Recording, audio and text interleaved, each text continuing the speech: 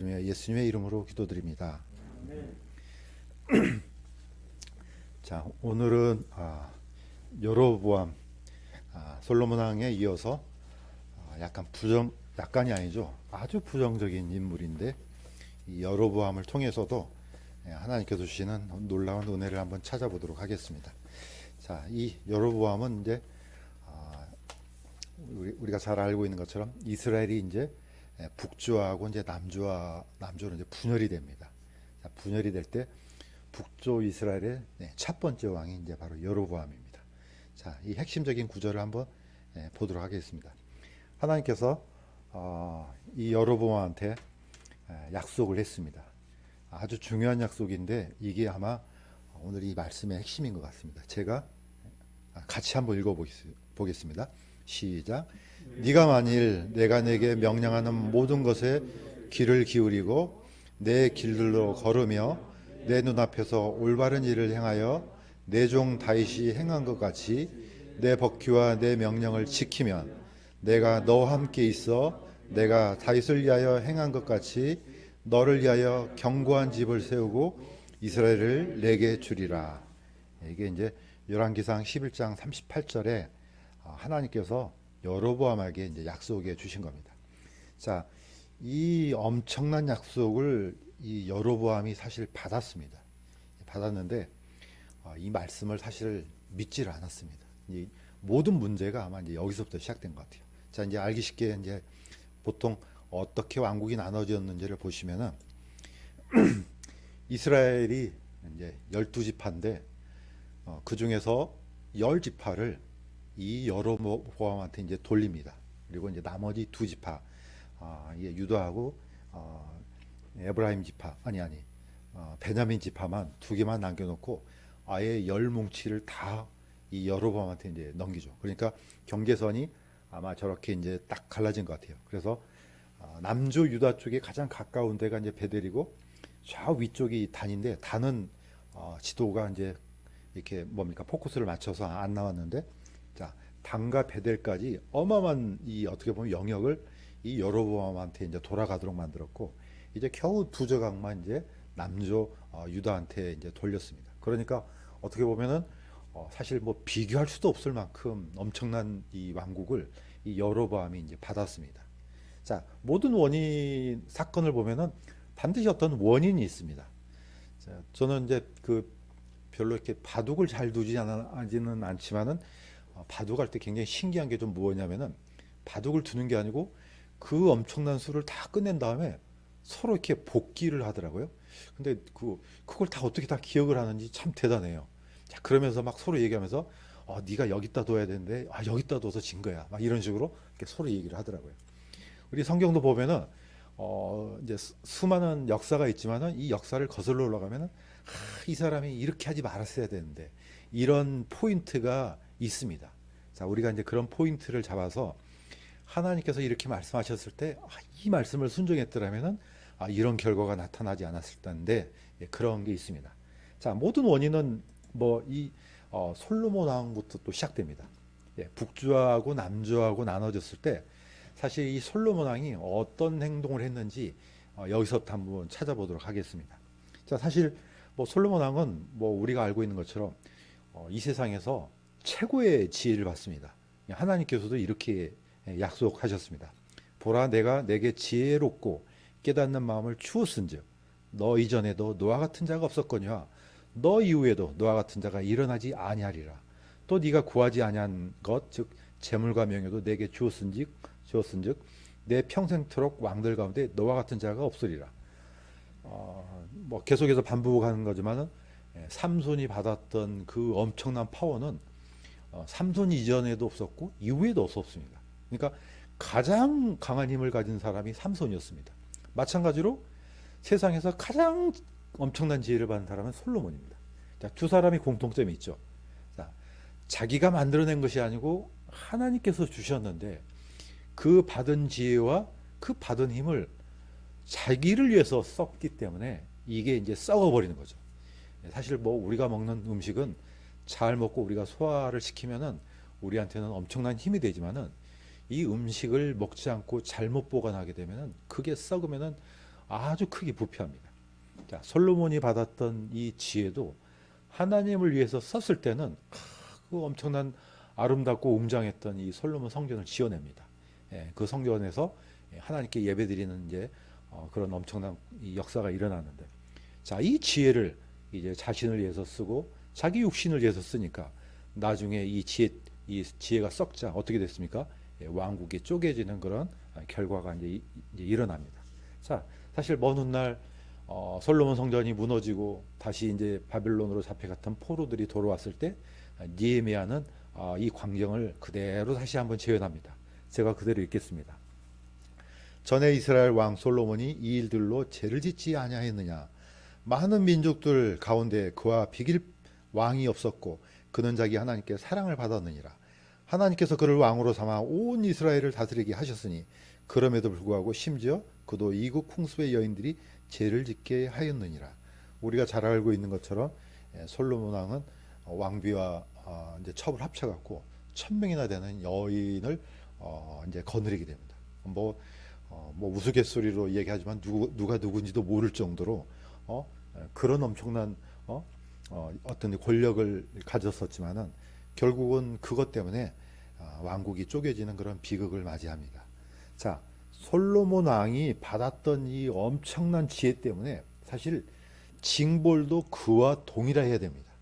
자, 그런데 하나님께서는 다윗을 기억하시고 솔로몬 왕이 저질렀던 그 엄청난 복 대신에 징벌도 똑같이 줘야 되는데 그렇지 않고 솔로몬 왕이 죽은 이후에 이제 돌아가게 됩니다. 그러니까 어떻게 보면 이것도 제가 볼 때는 엄청난 은혜입니다. 자, 어떻게 보면은 이 은혜를 주신 것은 아마도 이제 우리가 추측하기를 이 전도서 때문에 그러지 않나 생각이 듭니다. 자, 솔로몬 왕은 그 엄청난 부귀 영화를 다 누리고 이 땅에서 사는 동안 누릴 수 있는 것은 다 누렸습니다. 그 다음에 이제 나중에 다시 돌이키는 그런 역사가 일어나죠. 그게 바로 이제 전도서죠. 자, 그래서 솔로몬 왕은 자기의 과거를 돌이켜 보면서 이렇게 이제 고백합니다. 내가 내 자신을 돌이켜 지혜와 미친 것과 어리석음을 살펴보았나니 그러므로 내가 사는 것을 미워하였으니 이는 모든 것이 헛되며 영을 괴롭게 하는 것이므로 해 아래서 이룩한 일이 내게 괴롭기 때문이라. 어떻게 보면은 솔로몬 왕은 이것 때문에 어떻게 보면은 그 징벌이 유예되지 않았나 생각이 듭니다. 샘플로 어떻게 보면 솔로몬 왕을 하나님께서 그렇게 쓰신 것 같아요. 인간이 채울 수 있는 것, 사람이 이 땅에 태어나서 누릴 수 있는 모든 권력, 채울 수 있는 모든 쾌락, 모든 것을 다 가졌습니다. 그리고 그것 때문에 타락했습니다. 다시 돌이켜서 보니까 다 쓸모없다, 다 허무하구나. 다시 이제 하나님께 회개하고 이제 돌이키는 역사가 있었습니다. 자, 그럼에도 불구하고 하나님께서는 그 솔로몬 왕이 받았던 엄청난 은혜 때문에 적어도 개인적으로는 회개해서 하나님 앞에 바르게 섰을지는 모르겠지만 그 왕국에 대한 징벌은 이어지게 합니다. 그래서 그것이 그대로 이어진 것이 바로 이 북조 이스라엘이라는 이 쪼개지는 왕국이 이제 시작이 되는 겁니다. 자, 아까도 얘기했던 것처럼 성경을 살펴보면은 우리가 이제 충분히 알 수 있지만은 제가 볼 때 모든 사람들이 이 은혜를 받고 이 구원을 받는 게 제가 볼 때는 하나님의 남겨진 은혜가 아닌가 이제 생각이 듭니다. 사실 비율로 따지면은 10대 2잖아요. 보니까 이걸 나눈 게 아니고 남겨둔 것이라고 하는 것이 맞는 것 같아요. 그러니까 유다 왕조한테는 그냥 두 조각을 남겨준 거라고 보는 것 같아요. 이게 절반으로 50대 50이 아니죠.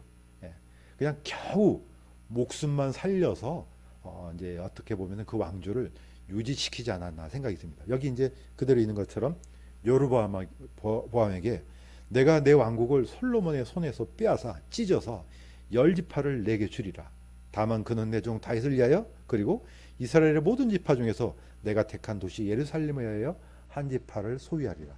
물론 이 한 지파 안에 베냐민 지파가 들어가 있습니다. 그래서 두 지파만 여기에 남겨놓고 10지파를 이제 줬죠. 그러니까 거의 침상에 누워서 그냥 목숨만 거의 부지하는 그런 수준으로 떨어졌습니다.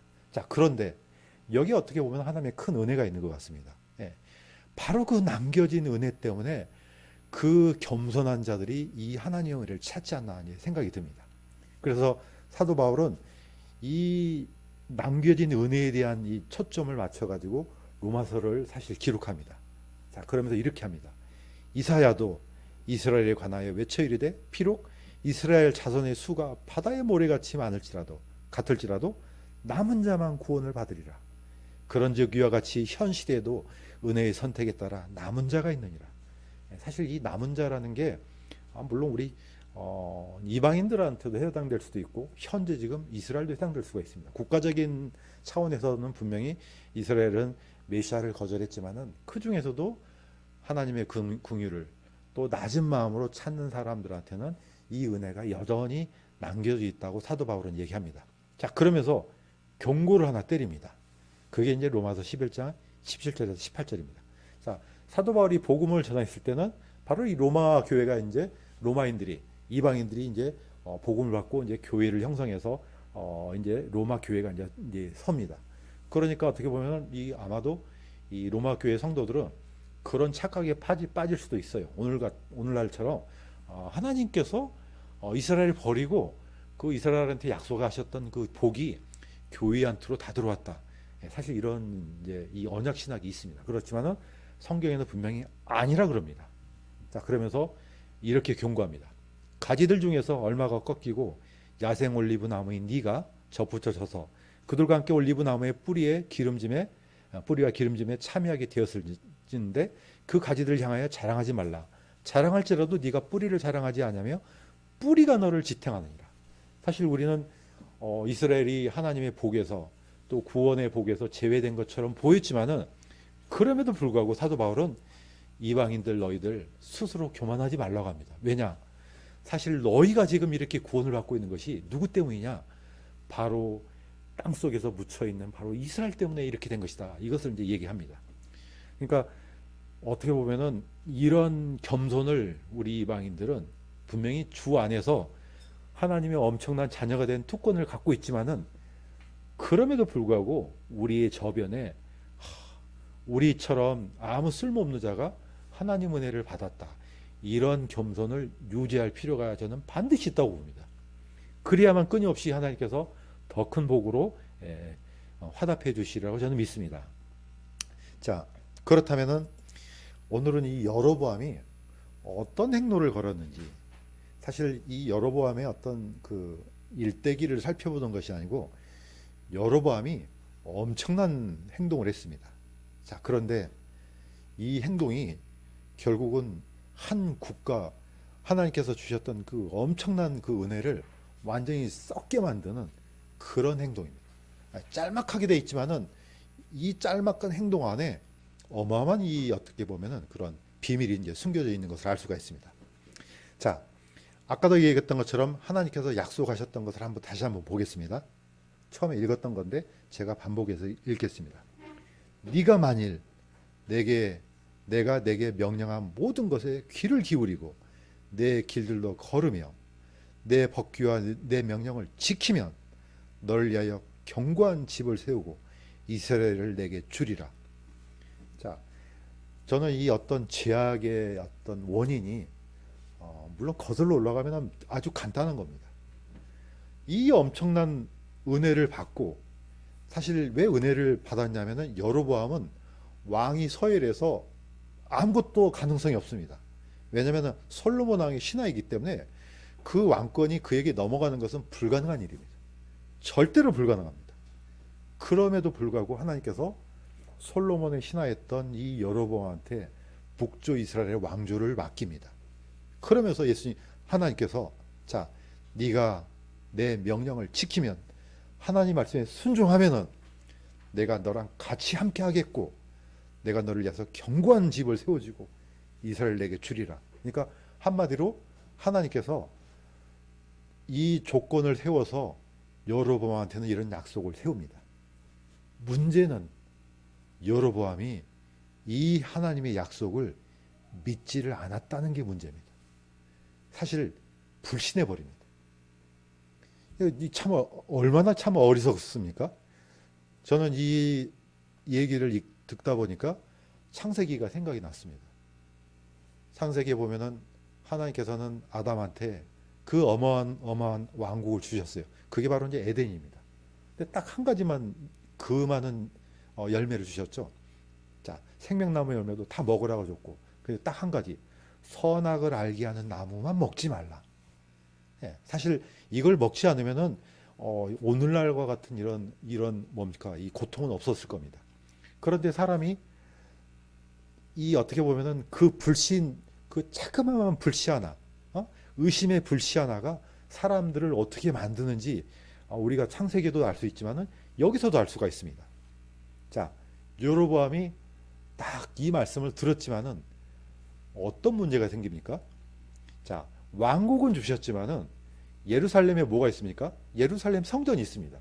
그러면 북조 이스라엘이건 남조 유다건 간에 이 절기가 되면 다 예루살렘으로 모이게 됩니다. 자, 그런데 왜 이걸 걱정하냐고요? 왜 여로보암이 왜 이걸 걱정합니까? 그거는 하나님의 일인데. 그런데 이 여로보암이 딱 보니까 그렇게 되면은 저 북조에 있는 백성들이 밑으로 내려가서 희생 제사를 드리고 섞이게 되면은 내 왕국이 위태롭게 되지 않을까? 이런 염려를 하기 시작했습니다. 여기에 그대로 나와 있습니다. 제가 읽겠습니다. 이거는 이제 이 여로보암이 했던 말입니다. 만일 이 백성이 예루살렘에 있는 주의 집에서 희생을 드리려고 올라가면은 이 백성의 마음이 그들의 주 유다 왕 곧 르호보암에게 다시 돌아가 그들이 나를 죽이고 유다 왕 르호보암에게서 다시 돌아가리로다. 아니 이걸 왜 지가 걱정해요? 분명히 하나님께서 약속하셨잖아요. 자, 여기서부터 모든 문제가 시작됩니다. 하나님께서 그렇게 약속하셨지만은 현상을 보니까 이거 안 되겠는데 나한테 줬던 그 10조각이 나중에는 10지파가 다 떠나가게 생겼네. 네. 자, 항상 모든 문제가 이 불신에서 시작됩니다. 많은 복잡한 문제들, 이 엄청난 이 결과가 결국은 조그마한 의심에서부터 시작된 것을 우리가 알 수가 있습니다. 자, 사도 바울은 그래서 경고합니다. 옳도다. 그들은 믿지 아니함으로 꺾였고 너는 믿음으로 말미암아 서 있느니라. 높은 마음을 품지 말고 도리어 두려워하라. 자, 이스라엘 역사가 이걸 다 증명하고 있지 않느냐. 그들이 왜 이렇게 망가졌느냐. 그들이 믿지 아니함으로 이렇게 된 것이 아닌가. 자, 그러면서 이 로마 성도들한테는 이렇게 얘기합니다. 높은 마음을 품지 말고 도리어 두려워하라. 자, 그러면서 계속해서 히브리서는 이렇게 다시 경고합니다. 믿음이 없이는 하나님을 기쁘게 하지 못하나니 그분께 가는 자는 반드시 그분께서 계시는 곳과 또 그분께서 부지런히 자신을 찾는 자들에게 보상해 주시는 분이심을 믿어야 하느니라. 우리는 매번 성경을 봅니다. 그러나 우리의 삶은 우리가 생각했던 믿음을 흔들어 버립니다. 이게 사실 말씀하는 것처럼 삶에서 적용하는 게 진짜 쉽지는 않은 것 같아요. 왜냐하면 현상은 우리 눈에 보이거든요. 그런데 약속은 저 멀리 있는 것처럼 보입니다.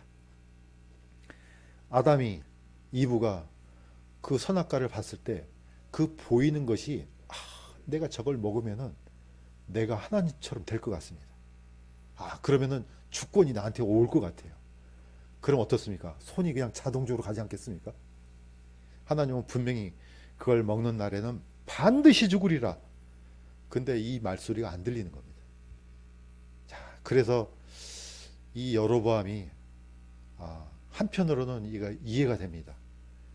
그 어마어마한 자기도 꿈에도 생각지도 못했던 그 왕국이 자기한테 들어왔습니다. 그런데 나중에 생각해 보니까 이게 금방 손아귀에서 빠져나갈 것 같아요.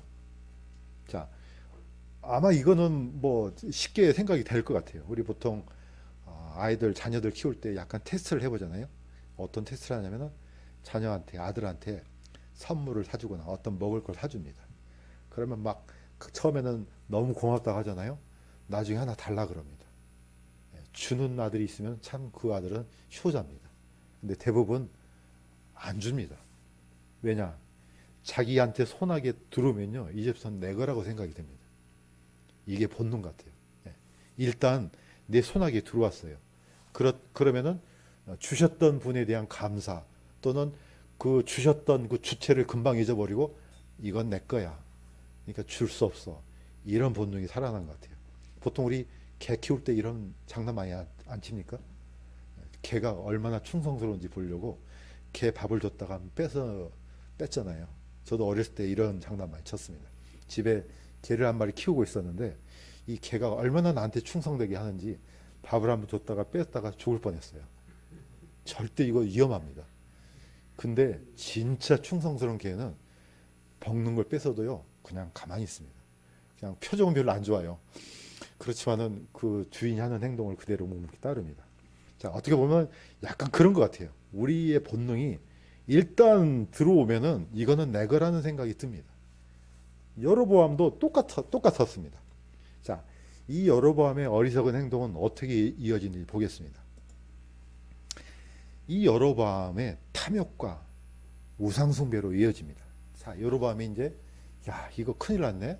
이거 내 건데 이 열 지파가 내 건데 근데 잘못하다가는 다 뺏기게 생겼네. 제가 그대로 읽겠습니다. 왕이 의논한 뒤에 금송아지 둘을 만들고 그들에게 이르기를 너희가 예루살렘에 올라가는 일이 너무 큰 일이로다. 오 이스라엘아, 널 이집트 땅에서 데리고 올라온 내 신들을 보라 하니라. 그가 하나는 베델에 두고 다른 하나는 단에 두었으므로 이 일이 죄가 되었으니 이는 백성이 금송아지 중 하나 앞에 경배하려고 단에까지 갔기 때문이더라. 아까 얘기했던 것처럼 베델에 하나 두고 단에 뒀습니다. 그러니까 북쪽 이스라엘 전체에다가 양쪽의 경계에다가 이제 세운 거죠. 그것도 금송아지를 만들어서 뭐라고 하는지 보겠습니다. 그대로 다시 한번 포커스를 맞춰서 보겠습니다. 자, 여로보암이 그걸 만들고 오 이스라엘아, 너를 이집트 땅에서 데리고 올라온 내 신들을 보라. 사실 이 원어에는 이게 엘로힘입니다. 하나님이라는 뜻이에요. 복수로 되어 있는데 항상 엘로힘은 복수형입니다. 자, 이게 바로 너 하나님이다. 이 금송아지가 바로 하나님이다. 아, 그러니까 뭐 때문에 이스라엘까지 갔느냐? 저기 예루살렘까지 갈 필요 없다. 자, 그런데 하나님은 분명하게 이렇게 얘기하셨습니다. 나는 너를 이집트 땅, 곧 속박의 집에서 데리고 나온 주 내 하나님이라. 너는 내 앞에 다른 신들을 두지 말라. 이 짤막한 이 액션, 여로보암이 했던 이 두 우상은요, 하나님의 존재 자체를 부정해버리는 겁니다. 이거는 엄청난 일, 그냥 단순한 우상숭배가 아니고 이거는 거의 역사를 뒤집어버리는 어마어마한 사건입니다.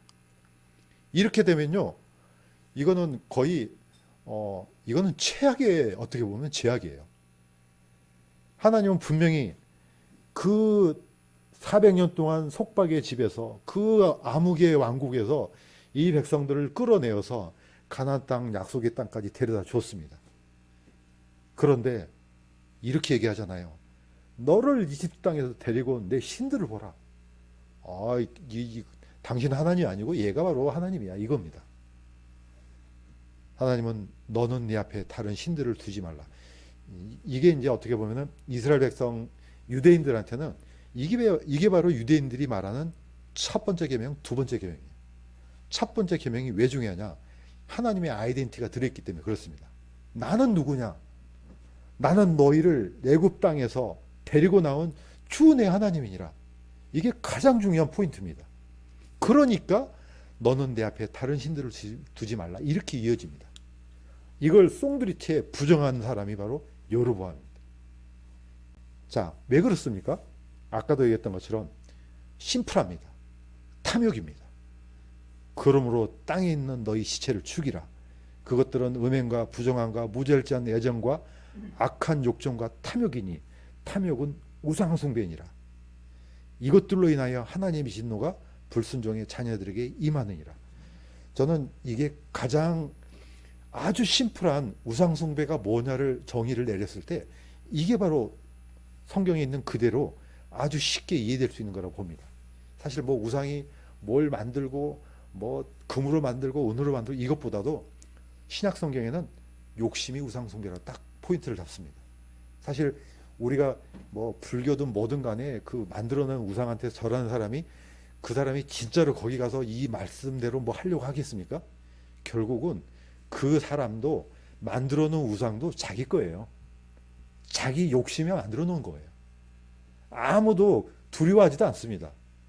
그냥 만들어 놓고 자기를 위해서 복을 비는 그런 도구일 뿐이지 진짜로 아이고 저한테 복을 내려주셔서 이게 아니라는 겁니다. 전부 다 자기 욕심을 채우기 위한 거라는 거죠. 자, 성경에 있는 것처럼 이 속에 있는 우리 속에 있는 탐심이 곧 우상이라는 겁니다. 사실 뭐 이게 뭐 따지고 보면 역사니까 여로보암이죠. 우리 속에도 이게 다 들어있는 것 같아요. 보면은 내 속에 있는 이 탐욕 이게 자라나서 결국은 하나님을 대체시켜 버린다는 겁니다. 자, 여로보암이 이 역사 속에서 이런 죄악을 저질렀습니다. 자, 두 번째를 한번 보겠습니다. 자, 여로보암이 만든 거짓 제사장. 자, 심플합니다. 뭐 별거 아닌 것처럼 보여요. 그가 산당에 집을 짓고 레위 아들들이 아닌 자들, 곧 백성 중에서 가장 천한 자들을 제사장으로 삼았으며, 자, 이게 어떻게 보면은 그냥 그냥 거짓 제사장을 만들었네. 이렇게 이 정도로 이제 우리가 생각하잖아요. 그런데 이거는요, 이스라엘 전체의 근간을 무너뜨린 행위입니다. 이 짧은 구절 안에 여로보암이 어떤 죄악을 저질렀는지 아주 심플하게 나옵니다.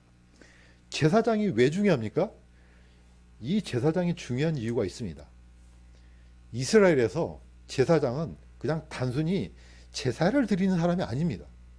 이 사람은 물론 이 제사장 직분은 하나님께서 명령하셨어요. 너는 아론과 그의 아들들에게 기름을 붓고 그들을 거룩히 구분하여 그들이 제사장의 직무로 나를 섬기게 하라. 딱 어떻게 보면 제사장이 될 수 있는 이 라인 딱 정해져 있습니다. 아론의 후손들만 될 수가 있는 겁니다. 그런데 이걸 대신해서 다른 사람들로 대체시켰습니다. 자, 그런데 이 레위지파 제사장들이 왜 중요하냐? 이 사람들이 뭐 하느냐? 그냥 단순히 예루살렘 성전에 올라가서 제사만 드리는 사람이냐? 아닙니다. 이 사람들이 각 지파에 들어가서 하나님의 공의를 대변하는 사람들입니다. 그러니까 어떻습니까? 그냥 예루살렘에 몰려 사는 게 아니고 각 지파에 흡수돼서 그 속에서 바로 백성들이 판단할 수 없는 그런 법들을 가르치고 교육하고 행정하고 재판하는 굉장히 엄청난 일을 했습니다. 자, 여기 있는 그대로 읽겠습니다. 너희가 레위 사람들에게 줄 모든 도시가 48개니 너희는 도시들과 함께 그 주변의 지역도 줄지니라. 자, 48개의 지역을 주면서 6개는 도피성으로 만들었습니다. 이 일종의 시스템입니다. 자, 그래서 전체 이스라엘은 이런 시스템으로 국가가 운영이 되는 겁니다. 자, 그런데 이 제사장들을 싹 없애버렸어요. 그럼 어떻게 됐습니까? 그러면 이 레위지파 제사장을 중심으로 드렸던 예배 시스템이요, 순식간에 무너져 버립니다. 레위지파 제사장들은 왜 중요합니까? 그 옛날 여호수아가 가나안 땅에 들어왔을 때, 자, 그리심산과 에벨산으로 16지파씩 나눴습니다. 그 중심에 누가 있느냐? 레위지파 제사장들이 있었습니다. 뭐 했느냐? 법궤를 메고 있었어요. 그러니까 양쪽 지파로 나눠서 복과 저주를 선포했을 때 레위지파 제사장이 중앙에 있었습니다. 이 사람들 때문에 옳고 그름을 판단할 수 있는 겁니다. 이 사람들 때문에, 이 제사장들 때문에 하나님께서 주신 명령이 어떤 건지 설명할 수가 있는 겁니다. 그래서 가장 중요한 지파입니다. 만약에 이스라엘이 무너지면 레위 지파부터 썩기 시작합니다. 레위 지파가 예루살렘의 성전에서 썩으니까요, 모든 등불이 다 꺼져 버립니다. 엄청난 사건입니다. 바로 그 일을 누가 했느냐? 여로보암이 한 겁니다. 여로보암이 레위 지파가 아닌 자들을 데려다가 제사장으로 삼아요. 그러면 어떻게 됩니까? 이 사람들이 무슨 율법을 알겠습니까? 어떤 하나님의 공의를 알겠습니까? 아무것도 모릅니다.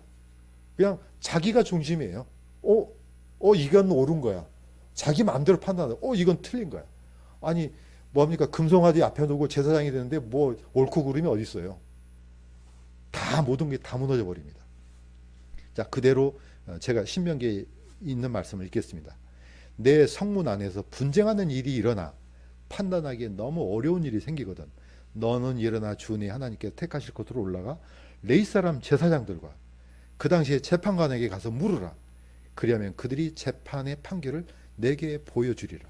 이 일들을 다 거의 레이지파 제사장들이 한 겁니다. 이 사람들이 있기 때문에 이스라엘 전체가 하나님께 예배드리는 이 어떤 제도가 서 있는 겁니다. 이걸 무력화시킨 사람이 바로 여로보암입니다. 자, 그러면은 여로보암이 뭐 그때 당시만 그때만 있는 게 아닙니다. 오늘날도 똑같습니다.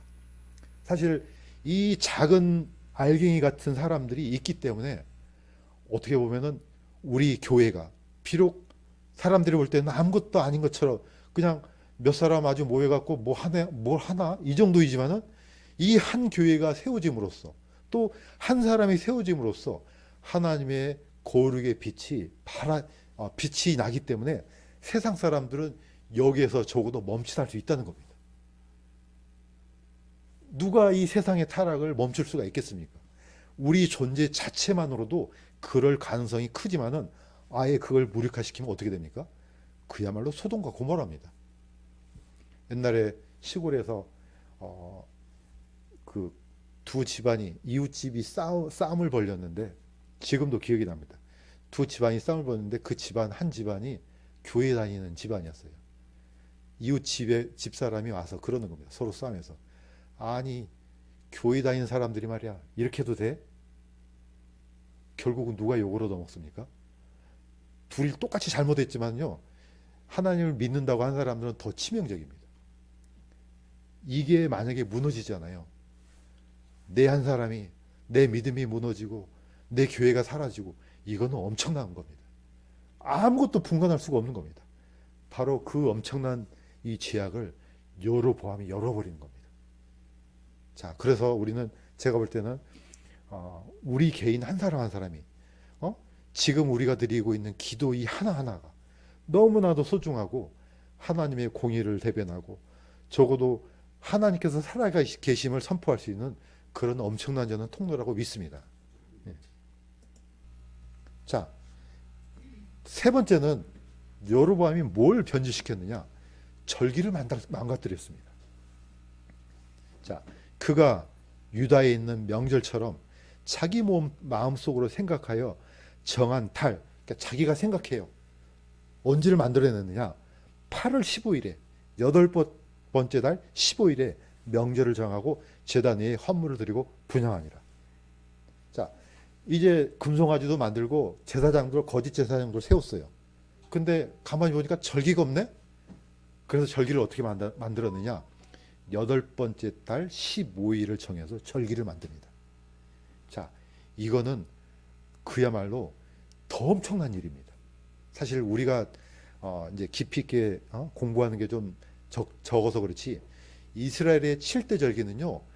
이건 너무너무 중요합니다. 물론 예수님께서 성취하는 것도 있지만은 이 7대 절기는 이스라엘 전체 역사를 생각나게 하는 하나님의 그런 의도가 이게 담겨 있는 겁니다.